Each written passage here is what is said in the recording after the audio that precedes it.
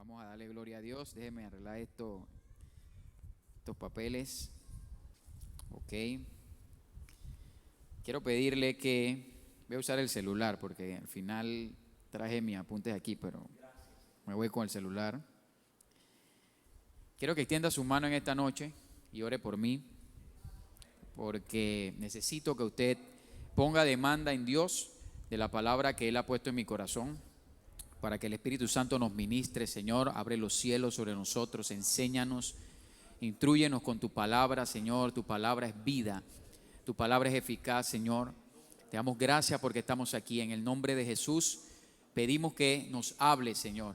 Somos tus hijos, Padre, y tu Espíritu está en nosotros para instruirnos.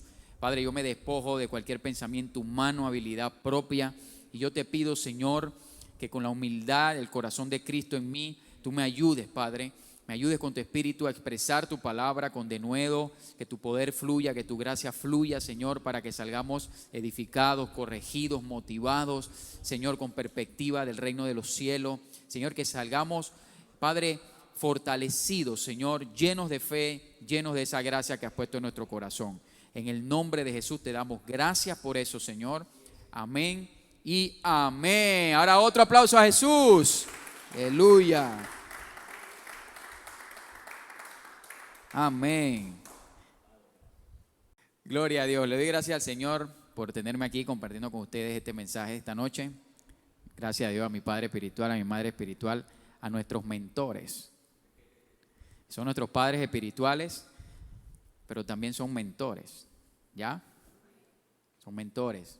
Un mentor es alguien que se entrega, que te agarra de la mano cuando tú estás, que no estás muy bien, y ellos ven lo que tú no ves, y ellos te agarran y te llevan, y no solo eso, te muestran el camino. Un mentor te enseña, mira, ya yo pasé por aquí, así es como se hace, y nos toca a nosotros depositar confianza en los mentores que Dios ha puesto en nosotros, para que nos guíen, para que no nos tropecemos, para que no fallemos, para que seamos más efectivos, porque por algo Dios los puso donde está, por algo Dios los está llevando donde ellos están. Nos toca a nosotros apegarnos, observarlos, no cuestionar, ¿ok?, sino recibir de ellos. Eso entonces es cuando nos estamos dejando mentorear, y eso sabemos que no es fácil, ¿verdad? Pero ahí está la clave de la bendición, cuando nosotros vemos con los ojos correctos al hombre, a la mujer de Dios que ha puesto delante de nosotros. No solamente lo vemos como el pastor, que está bien, sino lo vemos más allá, nuestros padres espirituales. Pero a mí me gusta usar esa palabra mentor, porque para mí un mentor es eso, y yo los considero a ellos mentores. Amén. Listo. Ya me liberé. Ahora sí vamos a la enseñanza. Sí, porque es fácil uno estar allá abajo, ¿verdad? Pero cuando uno le toca traer una enseñanza, uno siente el peso, o un poquito del peso de lo que nuestros pastores sienten cuando tienen la responsabilidad, porque cuando se hace con responsabilidad, cuando se hace para salir el paso, pues normal. Los pastores, o pienso yo que hay pastores que predican y listo, se acabó el tiempo y nos vamos, pero sabemos que nuestros padres espirituales no son así. Ellos tienen una carga, y pararse aquí a enseñar conlleva una gran responsabilidad, y nosotros sabemos que no estamos en cualquier lugar, ¿ok? Así que ahí estamos, en el nombre de Jesús. Yo quiero hablarle hoy siguiendo la línea que nuestro Padre espiritual, nuestro mentor, viene tratando los últimos domingos, en algunos jueves, pero más los domingos, acerca de la fe. Amén. Quiero seguir esa línea. Tengo algunos puntos aquí, que es lo que le voy a compartir en esta noche. Y sabemos que cuando uno va a hablar de fe es una gran responsabilidad. Es una gran responsabilidad porque la fe, encontramos muchos textos en la Biblia acerca de la fe. Pero una cosa es encontrar los textos y otra cosa es vivirlos. Entonces, digamos que en un sentido yo tomé un riesgo trayendo este mensaje, pero yo dije, bueno, voy a desafiarme también, porque nosotros no tenemos de otra, nosotros tenemos que vivir por fe en todo lo que hagamos. Y a veces tenemos eso como un cliché, de que sí, vivimos por fe, de que el justo vive por fe, pero vivir por fe significa es que la fe nos da de comer, la fe nos sana, la fe trae el reino de los cielos, la fe nos conecta con el Señor, la fe nos dio lo más grande, que es la salvación. O sea, que no es cosa liviana. Pero más allá, como le comento, más allá del texto, de la fe, de Hebreos 11 o todos los textos que hay de la fe, es que nosotros realmente estemos dispuestos a vivir por fe. Y eso se demuestra, obviamente, en el diario vivir, porque es vivir por fe todos los días. Aunque tengamos provisión en la nevera, en la casa, tenemos que saber que seguimos viviendo y dependiendo por fe, que no es por nuestra habilidad. No nos podemos relajar porque estamos cómodos, digamos, o porque esta quincena me alcanzó, o el mes me alcanzó, o pude pagar esto o aquello. Esas son victorias, pero nunca podemos perder la perspectiva de que es por fe. Amén. Es por fe. Y yo quiero, en esa línea, vamos a tocar solo 4 puntos. Mi esposa me dijo, no digas que vas a ser breve, pero yo creo que voy a ser breve. Y quiero poner la base acerca de lo que vamos a hablar. Yo le puse un título que se llama Desatemos nuestra bendición mediante nuestra confesión. Pero la confesión de la palabra de fe. Es importante que nosotros podamos llevar a la práctica lo que estamos aprendiendo desde este púlpito. Lo que el Señor nos está enseñando a través de la fe. Lo que el Señor nos está modelando a través de un hombre y una mujer de Dios. Amén. Y una de las formas en que nosotros podemos llevar eso a la práctica es con nuestras palabras, es con nuestra confesión. Y lo vamos a ver más adelante. Pero antes de todo, quiero que vaya conmigo a Mateo 8. Mateo capítulo 8, versículo 5. Mateo 8:5. Y vamos a leer una historia poderosa. Mateo 8:5. Dice así. Entrando Jesús en Capernaum, oiga esto, vino a él un centurión rogándole y diciendo, Señor, mi criado está postrado en casa, está paralítico, está gravemente atormentado. Y Jesús le dijo, ok, yo iré y le sanaré. Versículo 8. Respondiendo el centurión, dijo, Señor, no soy digno de que entre bajo mi techo. Solamente di la palabra y mi criado sanará. El 9 dice, porque también yo soy hombre bajo autoridad y tengo bajo mis órdenes soldados. Y digo a este, ve y va, y al otro, ven y viene. Y a mi siervo le digo, haz esto y lo hace.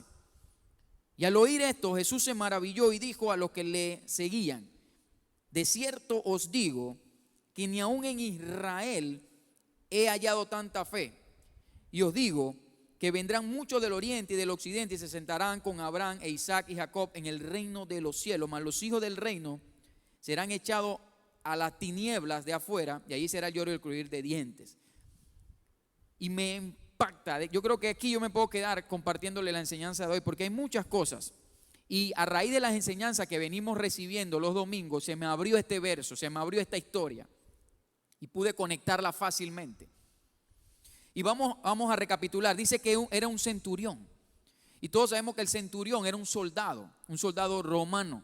Pero dice que este centurión había oído hablar de Jesucristo y él tenía un empleado, un criado, alguien cercano a él a quien él apreciaba. Y él oyó de Jesús y él sabía que Jesús era la respuesta para sanar a su criado. Y es sorprendente porque este hombre no practicaba lo que nosotros conocemos como religión. O sea, sabemos que nosotros no practicamos la religión, pero lo que se llama religión, digamos, vas a la iglesia, conoces la Biblia, te sientas a escuchar una palabra. No, este hombre era un centurión romano, pero por alguna razón él venía escuchando de Jesucristo y tenía un buen corazón, de hecho, y uno de sus criados estaba pasando una situación difícil, dice que estaba paralítico y a punto de morir. Y me sorprende porque él llega donde Jesús rogándole y diciéndole, Señor, necesito que tú hagas un milagro, necesito que tú sanes a mi criado. Ni siquiera el milagro era para él, era para un criado. Y Jesús le dijo, ok, yo iré y le sanaré. ¿Cuántos ven ahí? Hasta ese momento ya el criado había conseguido el milagro. Porque el simple hecho de que Jesús le haya dicho, yo voy, listo, él se sana. Porque ya ese hombre iba con una demanda de que la respuesta era Jesús. Pero fíjense el corazón y la fe de este soldado, de este centurión, que le dice, Señor, voy a parafrasear, yo sé que tú le puedes sanar porque ya tú me dijiste que vas para allá, pero yo no soy digno de que tú entres bajo mi techo. Voy a hacer otra demanda más alta. Señor, solo di la palabra. Ellos estaban en un lugar, en un espacio. El centurión llega donde Jesús y Jesús, él lo interrumpe. Jesús dice, hay una necesidad, listo, yo voy, vamos, que lo voy a sanar. Yo imagino Jesús llegaba, párate, levántate, eres sano, listo, me voy. Y él le dijo, no, Señor, no soy digno, yo nada más quiero que tú sueltes la palabra, porque yo entiendo que tú eres la palabra y que con tú tan solo soltar la palabra, Él va a sanar. Y él captó la atención de Jesucristo, porque esa es una revelación que él tuvo ahí. Y es una revelación que nosotros la iglesia tenemos que tener y que tenemos que trabajar. El poder que tiene la palabra. Es más, Jesús es la palabra. Pero ahora esa palabra mora en nosotros. Y a mí me impacta y me reta porque este hombre no era, digamos, un cristiano. No voy a decir que no era un creyente porque el hombre era un creyente. Pero no era como conocemos el prototipo de un cristiano, de un israelita, de estos fariseos que iban a la sinagoga. Y el hombre estaba haciendo una demanda superpoderosa a Jesucristo. Y si seguimos leyendo, voy a acelerar aquí. Si seguimos leyendo, vamos a descubrir por qué y cómo funciona esto. El versículo 9, el soldado, el centurión, empieza a hablarle a Jesucristo y le dice, Señor, yo te hago esta demanda porque yo también soy hombre bajo autoridad. Yo entiendo lo que es tener a alguien que me dé órdenes, pero también yo tengo gente bajo mi autoridad. Y hay un principio de autoridad. Y este soldado entendía que hay un principio cuando uno comanda. Y el soldado le estaba hablando del plano natural. El soldado le está hablando, Señor, yo en mi plano natural, donde yo tengo influencia, yo le digo a haz esto y lo hace. Porque yo entiendo que en mí hay una autoridad, pero yo veo una autoridad en ti superior. Por eso él hizo esa demanda. Que si tú le dices a esa enfermedad que se vaya de mi criado, esa enfermedad se va a ir por tu palabra. Y lo podemos seguir viendo, usted sigue leyendo, dice que Jesús se maravilló. Y eso es una revelación que nosotros tenemos que tener bien clara. Porque cuando nosotros vamos a declarar la palabra sobre una situación, tenemos que saber que es bajo la autoridad de Jesucristo, bajo un gobierno que ya se estableció, bajo algo que ya Cristo compró para su iglesia y que es legal para nosotros. Tenemos toda la autoridad, no en nosotros, sino delegada, para nosotros ahora usar esa autoridad que ya es real, que existe, para entonces nosotros ejecutarla en la tierra. ¿Cuántos dicen amén? Y bueno, usted ve en la historia ahí cómo Jesucristo se maravilló y ocurrió el milagro. Pero el principio que yo vi aquí es el principio de autoridad. Y es la primera base que yo quiero poner aquí. Cuando nosotros entendemos la autoridad que hay en la palabra. Y eso lo podemos aplicar en todo, la autoridad que hay en nuestros pastores. Cuando ellos se paran a enseñar aquí. Si nosotros hacemos demanda o no a esa palabra. La autoridad que hay en la misma palabra cuando la estamos leyendo. Si nosotros hacemos demanda o no a esa palabra. De eso va a depender si vemos la respuesta o no vemos la respuesta. Poderoso eso. Somos hechos a la imagen de Dios, tenemos el ADN de Dios, tenemos la misma forma de pensar de Dios, también tenemos la misma forma de operar de Dios en la tierra. Imagen y semejanza, lo hemos aprendido aquí. Lo que sucede es que nos toca trabajar eso. Nos toca ahora sacar la palabra, el concepto y llevarlo a la práctica. Así es el evangelio. Listo, yo recibo una palabra, ahora lo llevo a la práctica. Yo vi cómo operó el centurión y yo vi el resultado que tuvo el centurión. Ahora me toca a mí tomar eso y llevarlo a la práctica. Creerlo y llevarlo a la práctica. Nosotros tenemos el respaldo de Dios cuando vamos a ejecutar eso. El respaldo de Dios para establecer su reino. Dice que Dios llama las cosas que no son como si ya existieran. Y ahí quiero que usted subraye o se grabe esta palabra. Dios llama. Está hablando de una acción.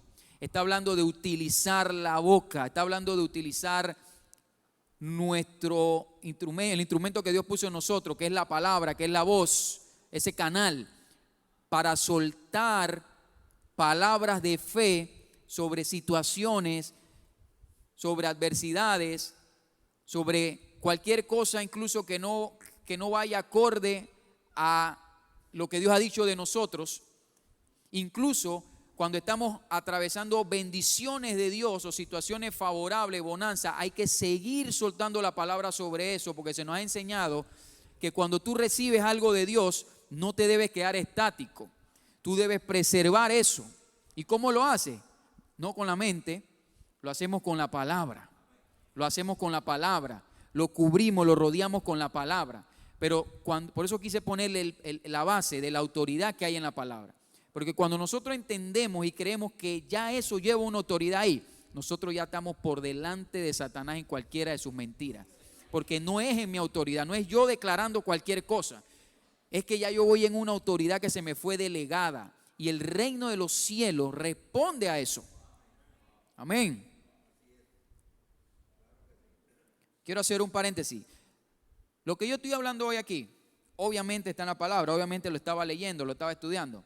Pero eso es producto de la enseñanza que aquí se nos da. Yo nada más estoy como regando o refrescando lo que ya en su corazón existe, lo que está ahí. Amén. Vamos a pensar nada más por un momento cómo empezó este universo, cómo Dios lo hizo, cómo Dios creó todo. A veces leemos nada más Génesis 1, dice Dios creó los cielos y la tierra. Pero cuando habla de eso, se refiere a todo. Él creó los universos, el planeta, las estrellas, los cosmos. Es más, dicen que hay varios universos, por ahí los estudiosos han dicho que hay varios universos. Imagínense eso, si el universo dice que es infinito, dice que Dios creó todo eso con su palabra. Y esa misma palabra que Dios dijo en Génesis 1, cuando dijo sea la luz, sea esto, es la misma palabra que vive en nosotros. Es exactamente la misma palabra que ahora nosotros tenemos. Así que imagínense el poder que Dios nos delegó a nosotros ya para tener todo éxito en esta tierra. Nuestro pastor hablaba de lo que hay en nosotros. Cuando estaba orando, él estaba hablando del potencial, de lo que hay en nosotros, las herramientas que ya Dios puso en nosotros, los recursos que Dios puso en nosotros. Nos toca ahora a nosotros abrir eso y que salga. No es que va a ser en automático, como se nos enseña, ¿no? Todo está adentro, sí, pero ¿quién es el que lo tiene que soltar? Somos nosotros. Tengo que soltarlo sobre mis hijos, tengo que soltarlo sobre mi vida, tengo que soltarlo sobre mi familia, mi matrimonio, sobre mi país, mi comunidad, sobre mis pastores. Yo soy el responsable porque Dios lo delegó así. Hay gente por ahí, estudiosos de la Biblia, que dicen que uno no debe estar declarando porque es hacerse igual a Dios o esos son movimientos de fe, dicen ellos. Y mucha gente que hace, es verdad. No, que tú eres un Elohim, hay una traducción que dice que somos como Dios. Hay gente que no tolera eso porque no le cabe. Pero la Biblia está repleta de eso. Que Él nos dio esa autoridad, nos las delegó a nosotros. No es que Él va a bajar a hacerlo por nosotros, ya Él lo entregó a su iglesia. Pero ¿por qué muchas veces no lo accionamos? Porque no lo creemos. Y decir algo que no creemos no va a funcionar. Porque, vamos a verlo, no me voy a adelantar tanto. Miren, Jesús dijo, las palabras que yo hablo son espíritu y son vida. Entre líneas, cuando leemos el Evangelio, vemos estas cosas. Jesús mismo diciendo, las palabras que yo hablo son espíritu y son vida, pero son palabras. ¿Dónde Él está diciendo esas palabras? En un mundo terrenal, en un espacio de tiempo, cuando Él vino a la tierra. Pero Él está diciendo ahora algo que parece contrario, pero es que son espíritus mis palabras. O sea, que no eran cualquier palabra. Cuando Él abría su boca no era cualquier cosa. Y de aquí es donde viene ahora el cuidado de lo que hablamos nosotros, ahora que somos hijos de Dios.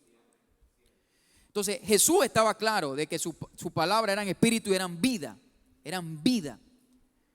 Nosotros tenemos que estar claros de que nuestras palabras también ahora son espíritu, pero más allá tenemos que estar claros de que nuestras palabras deben producir vida.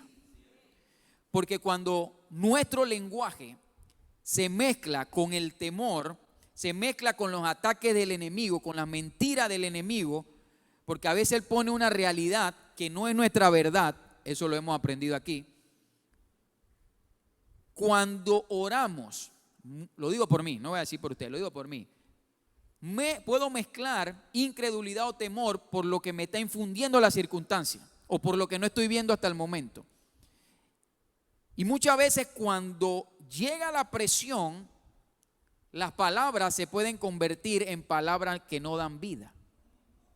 No dan vida para uno mismo, no dan vida para el milagro que ya viene de camino, no dan vida para la familia, porque la presión saca lo que hay en el corazón.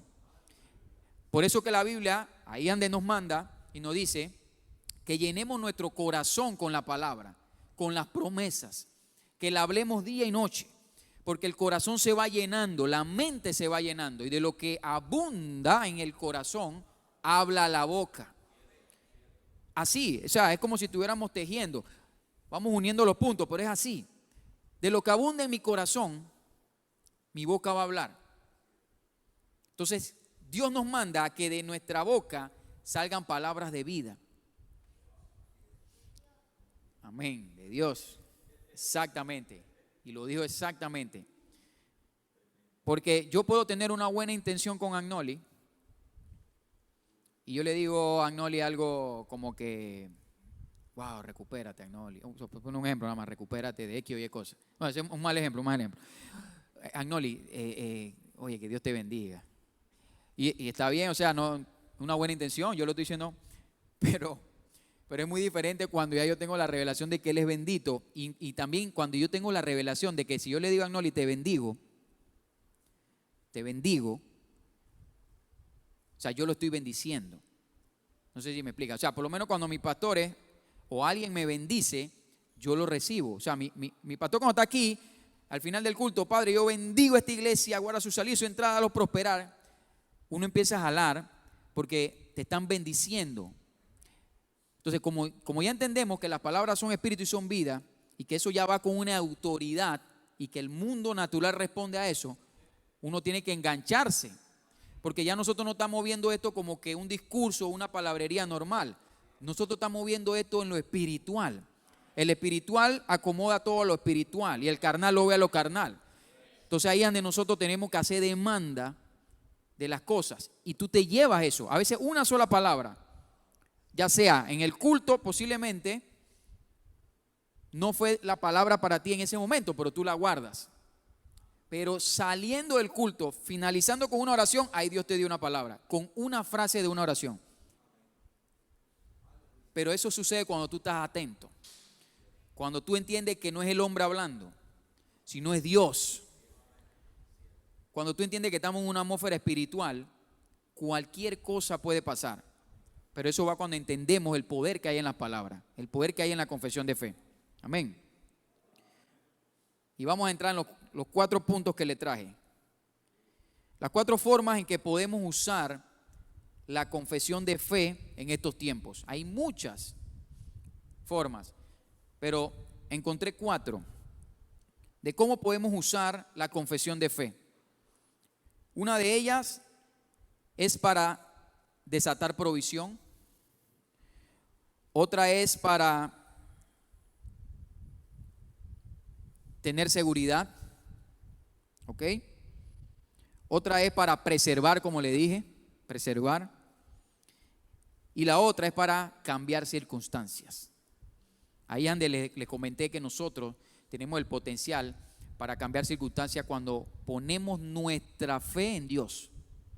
El domingo pasado, creo que fue el antepasado, nuestro pastor dijo que no es tanto el tamaño en sí, porque ya lo pequeño de Dios es poderoso en la tierra, sino es eso que ya tenemos, esa medida de fe, conectándola con Dios. Conectándola con Dios es lo que hace que eso se maximice. Entonces imagínense que nosotros conectemos con Dios cuando estamos confesando, lo estamos poniendo en la mano de Dios, eso va a producir en el mundo natural. O sea, es el poder que tiene, esos son como semillas. Son como semillas que uno lanza, pero no la lanza, perdonen lo que voy a decir, no la lanza a lo loco, o sea, sino con entendimiento. Que cada palabra que yo estoy declarando, ya sea por lo que estoy esperando o por lo que estoy batallando o por lo que ya tengo, son semillas en el mundo espiritual, son semillas. Amén. Y la primera es, las palabras de fe tienen el potencial de desatar provisión. Dice que, ya yo le leí esto, que Dios llama a las cosas que no son como si fuesen. Yo quiero que vaya a 1 Corintios 2:9. Y es un verso que usted se sabe. 1 Corintios 2:9.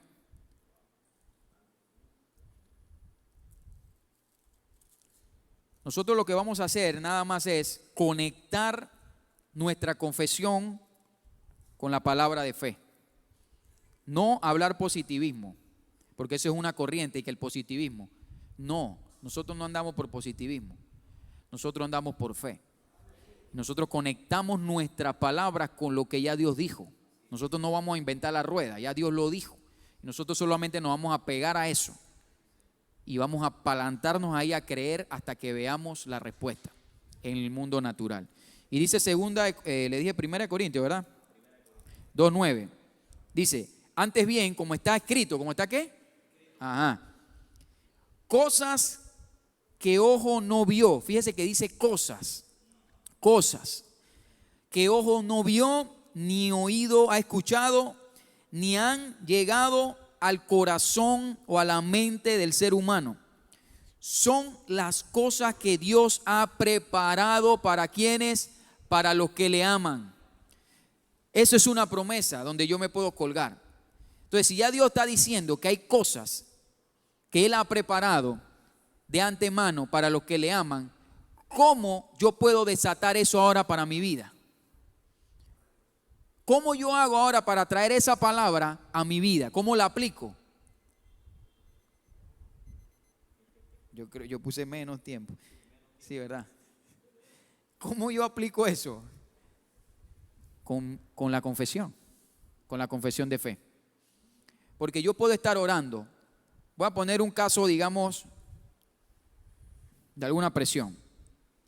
Yo puedo estar orando o conversando y con ese texto yo puedo estar desatando esa bendición a favor mía.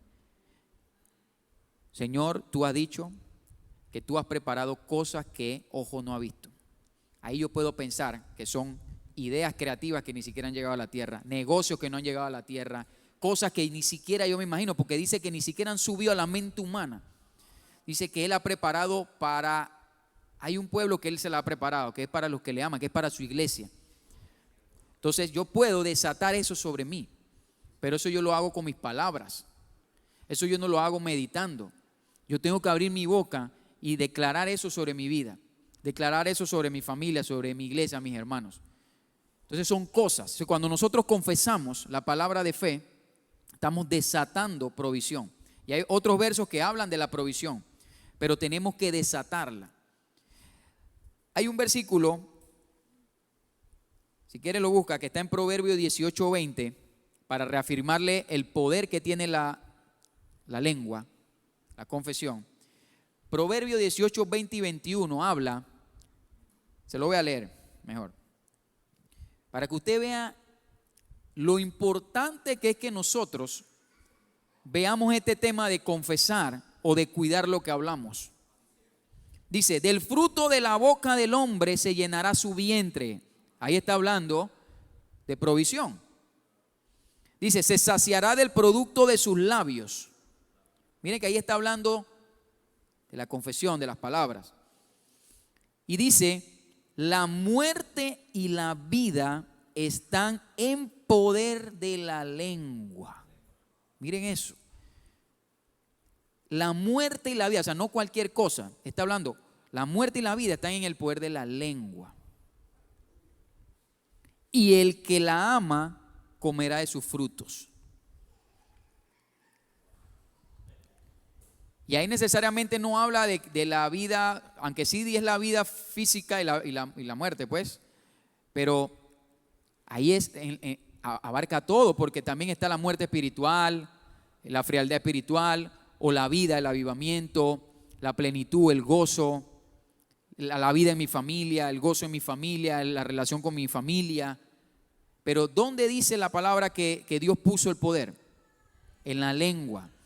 Entonces, en la confesión. Entonces, a mí me toca soltar conforme a la palabra. Recuerden, no es hablar por hablar, positivismo, es lo que Dios dijo. Entonces, ya Dios nos está diciendo en Proverbios 18 que hay una autoridad que nosotros tenemos cuando hablamos. Amén. ¿Cuánto dicen gloria a Dios?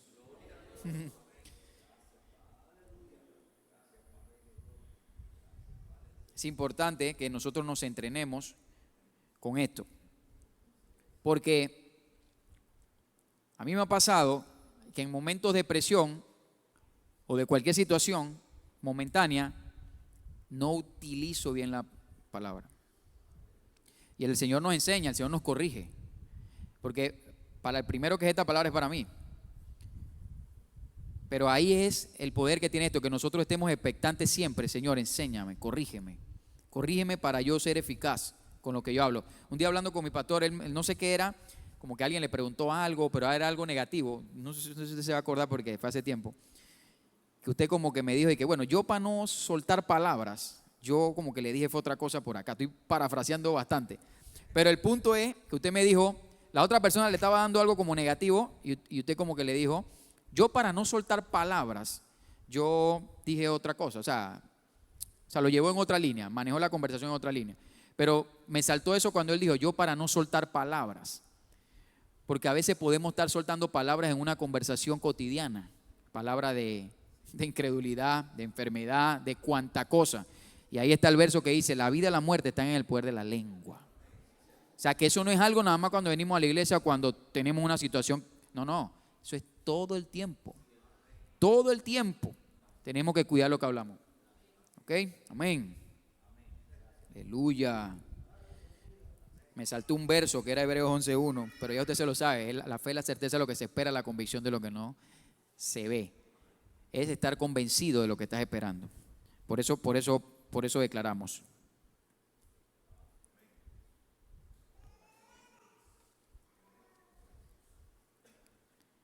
Cuando nosotros utilizamos la palabra de confesión, el número 2, eso nos da seguridad, nos da el poder incluso para echar fuera el temor. Fíjese, yo estaba leyendo, si quiere lo busca, vaya a búsquelo, Job 3:25, Job 3:25. Usted se sabe eso. Y después usted con calma lo lee, puede leer Job 1 y Job 2, pero en Job 3 ya a Job le había pasado la calamidad, como se dice, ¿no? Que tenía sarna y todo eso, usted se sabe esa historia. Y en ese versículo de Job 3:25, Job dice lo siguiente, porque el temor que me espantaba me ha venido y me ha acontecido lo que yo temía. Y mirando ese versículo, yo pensaba, pero es que sí, Satanás pidió que tocaran a Job y todo lo demás, pero es que Satanás no podía leer la mente de Job. No había forma de que Satanás leyera la mente de Job. Él no lee la mente, él escucha palabras. Entonces yo pensando en ese verso, yo decía, pero ¿cómo fue que primero él tenía miedo por algo que no estaba haciendo bien? Que él estaba padrinando a sus hijos y él se llenó de temor, pero por alguna razón en su vida Job declaraba ese miedo. El miedo a perder a sus hijos, el miedo a que pasara algo, y él por alguna razón, creo yo, que él declaró cosas que Satanás después sacó provecho. Porque Satanás escuchó. Y ahí, en medio de la presión, Job lo declara, porque cuando usted lee el capítulo entero para atrás, Job empieza a maldecirse él mismo, que por qué nací, que etcétera, y empieza a decir una clase de locuras, que aunque no se dirigió a Dios, pero sí se estaba dirigiendo a él. O sea, él decía que maldecía el día que había nacido, desde que estaba en su vientre. Empieza a decir unas barbaridades. Y en el versículo 25 dice, porque el temor que me espantaba, o sea, que él nunca pudo vencer ese temor. Al contrario, él confesaba ese temor. Y ahí es donde entra la palabra de fe. Porque el temor puede venir. El tema es que no nos controle. Porque el temor paraliza. Lo hizo con un pueblo. Imagínense, un hombre lleno del espíritu de Satanás de temor paralizó un ejército que fue Goliat. Goliat paralizó un ejército. ¿Y cómo lo paralizó? Con palabras, le infundió temor. Y vino un hombre, David, jovencito, que conocía esto y echó fuera el temor. ¿Y cómo lo hizo? Con palabras también. Y después usted se sabe la historia de quién venció allí. Entonces aquí vemos lo importante que es cuidar lo que nosotros confesamos. Cuidar lo que nosotros confesamos. Vamos a seguir leyendo. El tercer punto, o la tercera forma de que podemos utilizar la confesión de fe, es para preservar. Ajá, Job 1:5. Lo leo, pa. Lo leo. 1:5. Job.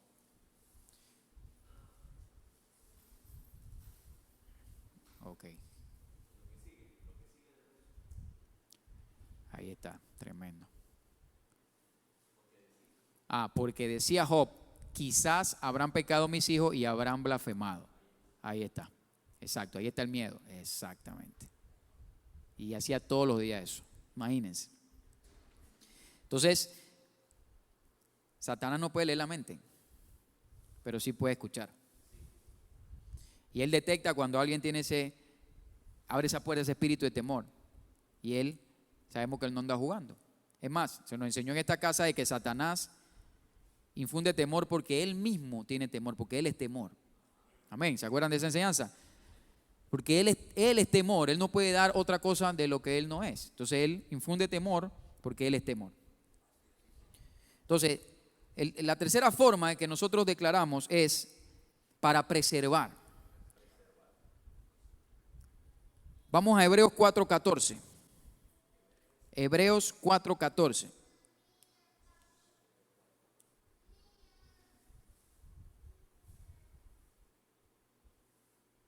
Lo tenemos. Hebreos 4:14 dice así: por tanto, teniendo un gran sumo sacerdote que traspasó los cielos, Jesús, el Hijo de Dios, retengamos nuestra profesión. En otra versión dice retengamos nuestra confesión. Retengamos nuestra confesión.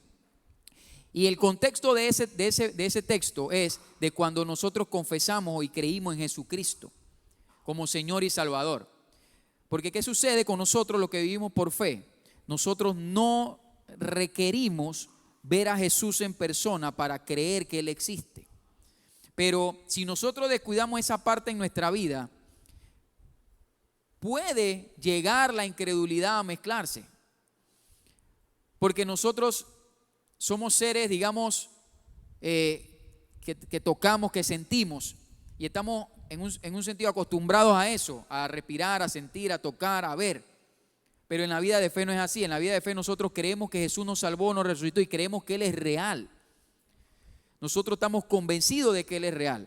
Entonces cuando habla aquí, Él está diciendo en Hebreos 4:14, retengamos esa creencia, retengamos esa confesión de que Jesús los salvó a ustedes. Y eso nos va a ayudar a mantenernos siempre creyendo. Por eso que la confesión de fe nos preserva y nos ayuda a preservar también. Nos ayuda a preservar, a cuidar cuando nosotros confesamos. Cuando nosotros, incluso cuando la circunstancia que estamos viendo no va acorde a lo que estamos creyendo, tenemos que seguir preservando esa promesa, tenemos que seguir preservando a nuestra familia, creyendo el cambio. Viene el cambio en mi tío, en mi abuela, en mi hijo, en mi mamá. Yo no lo estoy viendo ahorita. Si yo voy quizás donde mis padres, yo veo otra cosa. Pero hay una palabra que a mí me hace seguir creyendo para preservar eso, para preservar a ellos. ¿Y eso cómo yo lo hago? Con mi boca, cuando yo declaro, pero cuando lo hago conscientemente. Porque yo sé que cuando yo le estoy diciendo, Señor, gracias porque tú tocas el corazón de mi mamá. Porque ella viene al arrepentimiento, porque ella te va a amar, porque ella un día se va a levantar ahí en una mañana y va a empezar a alabarte, ella no va a entender por qué, y es tu espíritu tocándola y yo la cubro y uno empieza a declarar, Señor, tú estás preservando, porque esa es tu fe.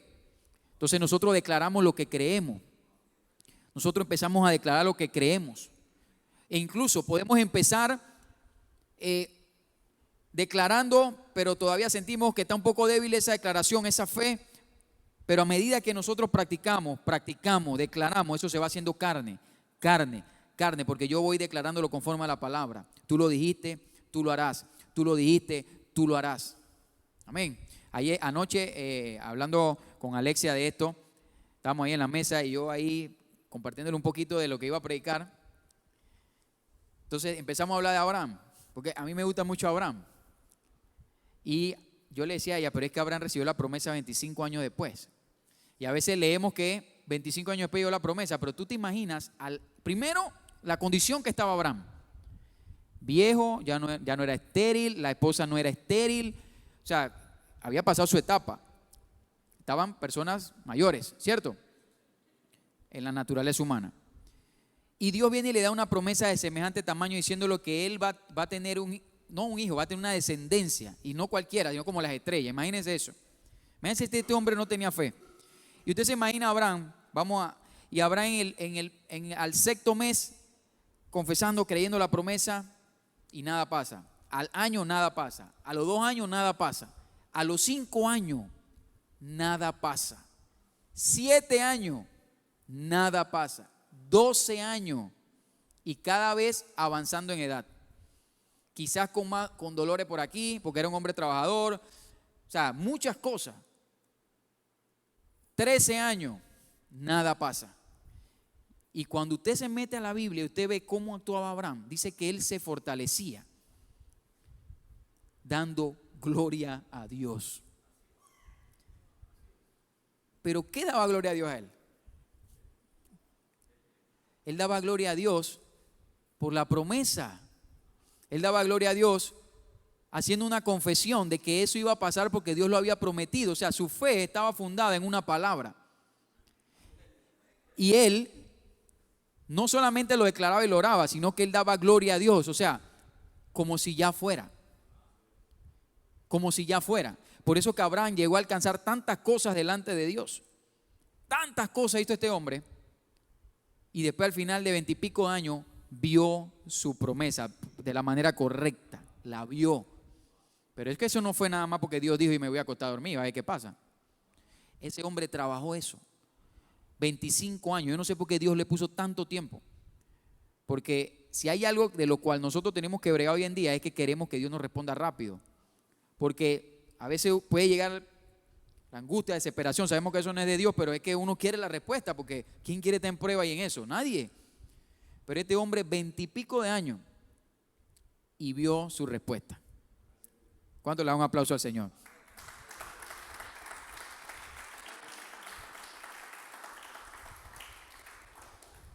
Confesar y creer van de la mano. Es decir, no podemos confesar algo si no lo creemos primero.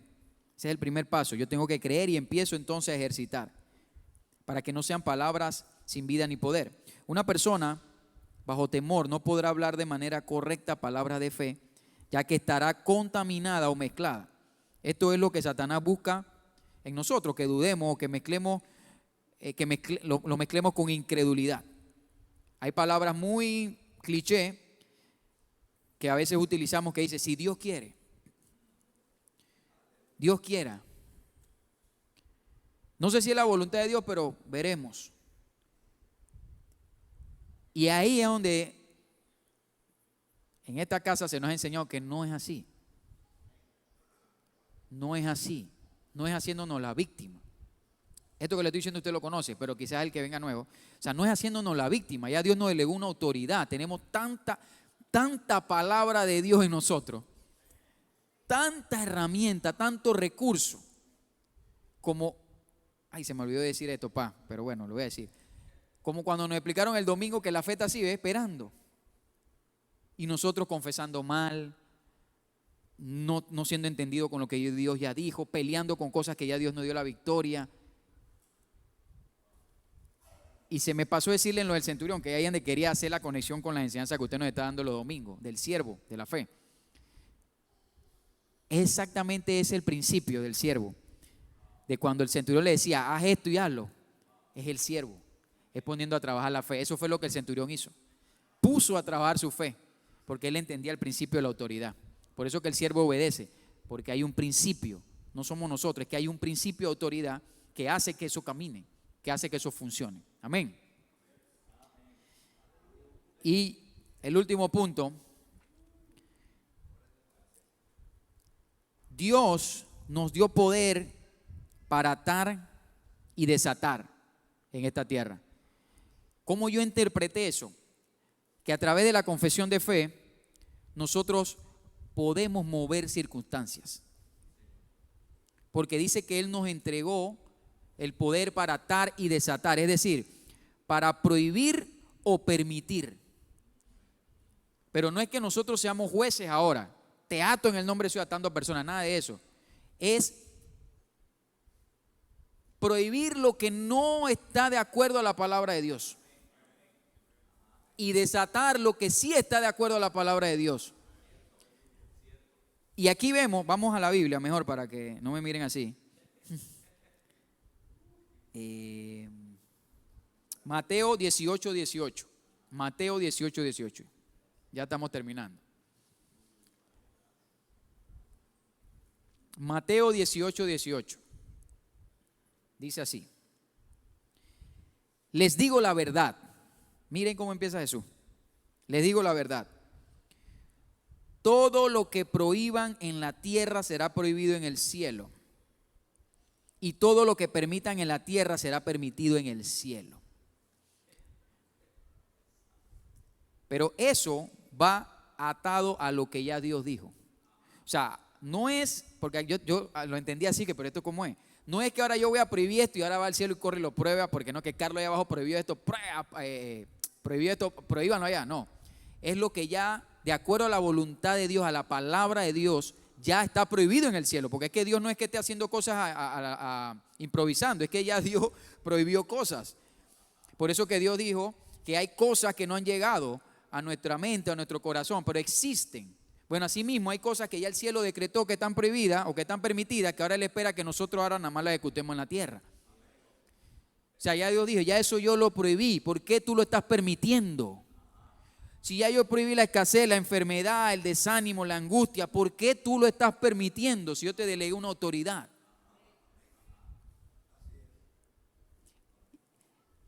Ya yo desaté esto sobre tu vida, esta promesa para tus hijos. ¿Por qué tú no la estás desatando sobre tu vida, sobre tu familia? Eso es lo que habla el verso. Y Él nos dio esa autoridad. Entonces, ¿cómo lo hacemos? Cuando confesamos, cuando soltamos lo que ya Dios dijo. No lo que nosotros decimos, sino lo que va de acuerdo a la palabra de Dios. ¿Ok? Nos ayuda a mover circunstancias. Y esto podemos corroborarlo en Marcos 11, 22 y 23. Y aquí cerramos. Marcos 11, 22 y 23. Dice así. Marcos 11, 22 y 23. Respondiendo Jesús les dijo, tened fe en Dios. Me parece que en otra versión dice tener la fe de Dios. La fe de Dios. Ajá. Tened fe en Dios o la fe de Dios. Porque de cierto os digo que los pastores nada más que digan a este monte, ¿qué dice ahí? Que cualquiera que diga, no que piense, sino que diga, que dijera a este monte. Ahora, el monte sabemos qué representa. O sea, no es el monte del monte de Sión donde vamos a orar, no. Es otro monte. Son obstáculos, barreras, cosas que no nos dejan avanzar. Situaciones, circunstancias que no van de acuerdo a Dios. Cualquiera que dijera a este monte, quítate y échate al mar. Ni siquiera le está pidiendo permiso, sino quítate y échate al mar. Pero fíjese, aquí viene la clave. Y no dudar en su corazón. Y aquí voy a conectar el punto de hace 2 domingos atrás. De cuando habla de la Señor, aumentanos la fe. O sea, si usted se imagina eso literal, un monte, usted dice, eso es algo muy grande. Pero precisamente Dios quiso poner un ejemplo de algo grande para que ustedes vieran que con su boca y con la fe es posible moverlo. Cuando tú agarras esa medida de fe y la conectas con Dios, es ahí donde entonces las cosas empiezan a moverse, es ahí donde las cosas empiezan a avanzar, es ahí donde las puertas se empiezan a abrir a tu favor, es ahí donde te empiezan a llamar para esa entrevista de trabajo. Es ahí donde empiezan a llegar las ideas creativas para negocio. Es ahí donde tú empiezas a sentir salud en tu cuerpo. Es ahí donde tú empiezas a ver que la relación matrimonial, los problemas de discusión empiezan a bajar y hay más tolerancia. Es ahí cuando tú empiezas a ver más obediencia en los niños. Es ahí cuando nosotros mismos, cuando yo mismo empiezo a ver que mi carácter empieza a ser más dócil, más generoso. Cuando conectamos eso con Dios, las cosas empiezan a moverse, porque yo estoy poniendo eso en Dios. No es decirle a la situación, quítate por quitarte, o simplemente yo quisiera no vivir esto, Señor. Yo quisiera no vivir. Sí, claro que y Dios sabe y Dios no quiere que tú vivas así, pero es que no, así no funciona, así no es la ecuación. Tenemos que decirle que se mueva conforme a como ya Dios nos enseñó a orar, como Dios nos enseñó a pedir, a mover. Por eso que los discípulos le dijeron, Señor, enséñanos a orar. Y de verdad que sí que tenemos que, por lo menos yo tengo que aprender a orar. Porque a veces podemos mezclar la emoción y esto y aquello, el dolor, y suena duro, suena duro. Pero es que Dios no se mueve por nuestros sentimientos. Lo que mueve a Dios es la fe. Es ver a alguien que quizás no es perfecto en sus acciones o en su manera de hablar, pero le cree a Dios. Eso es lo que mueve a Dios. Dios no está buscando perfección. Dios está buscando corazones que se atrevan a, ok, voy a dar un salto de fe. Posiblemente para mí este sea mi salto de fe. Para nuestro pastor el salto de fe es allá, a la puerta o al otro lado. Para Agnoli quizás es ahí. Para la hermana, cada uno, pero Dios no está viendo eso. Dios está viendo de que tú avances, que no te quedes donde estás. De que tomes la decisión de creer. De que esa situación que ya tú sabes que no está acorde a la palabra y que ya Dios te dio herramientas para tú mover eso, entonces tú tomes acción y lo lleves a la práctica. Tú digas, bueno, yo estoy aquí, tengo años de estar aquí en esta situación, viviendo esto, bueno, yo voy a dar un paso de fe aquí. Pero ya no estaba hace 3 centímetros, a los 3 centímetros que tenía antes. Estoy avanzando y eso es lo que mueve a Dios. Eso es lo que hace que ese pequeño acto de fe, según tú y según yo, haga que las cosas sucedan, porque lo estamos conectando con Dios. Amén. Dice que el que creyere y no dudar en su corazón, sino que creyere que será hecho. Dice que lo que diga, le será hecho. De que nosotros llevemos a la práctica lo que estamos aprendiendo aquí en esta casa. Y una de las formas, porque hay varias formas, porque aquí se nos ha enseñado que fe no es solamente fe, es obedecer. No solamente es hablar, sino que hay momentos que yo tengo que demostrar con acciones, no con palabras necesariamente, porque dice que muéstrame tu obra y yo te muestro mi fe con obra, pero muéstrame tu fe sin obras. O sea que las obras también juegan un rol en esto. ¿Ok? Si yo tengo fe, yo me muevo. Si necesitas un trabajo,